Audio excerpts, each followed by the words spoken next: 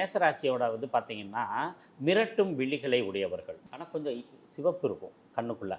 ம். ஆனா அவங்களுடைய பார்வை வந்து யாருக்குமே மயங்கி நிக்காது. ஸ்ட்ரெய்ட்டான பார்வையில இருப்பாங்க.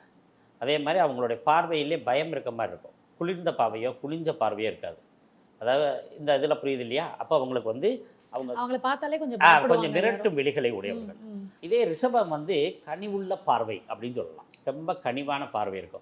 அவங்கள்ட்ட அத மிரட்டி இது பண்ணணும்னு அவசியம் இல்ல. அவங்களுடைய பார்வையே ரொம்ப மென்மையா இருக்கும். அவங்கள கனிவுள்ளவங்களா பார்க்குற மாரி இருக்கும். ரொம்ப அழகான கண்கள் வந்து யாருக்குன்னா ரிஷப லக்னத்துக்கு, ரிஷப ராசிக்காரங்களுக்கு தான். அவங்களுடையது பெண்களுக்கு. பார்த்தீங்கன்னா, அந்த கண் விழிகள் வந்து ரொம்ப பிரைட் ஒயிட்டா இருக்கும்.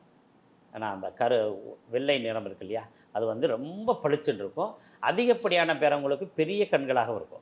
ஓகே. நெறைய பேருக்கு இந்த கண் மட்டும் பெருசா வெளியில நல்லா ப்ரொஜெக்டடா ஆமா. தெரியும். ஓகே. ஆமா. அதே மாரி மிதுன ராசிக்காரவங்களுடையது குளிர்ந்த, குளிர்ச்சியான கண்களை உடையவர்கள். ம். ஏன்னா ஒரு காதல் இருக்கும். அதில வந்து யார்ட்டயுமே ஒரு அன்பா, ஒரு ஒரு நல்ல ஒரு பாசத்தோட ஃப்ரெண்ட்லியா பழகக்கூடிய கண்கள் உடையவர்களாக இருப்பாங்க. பார்த்தாவே ஒரு ஃப்ரெண்ட்ஷிப் கிடைக்கும். அந்த மாரி அவங்க கண்கள் உடையது.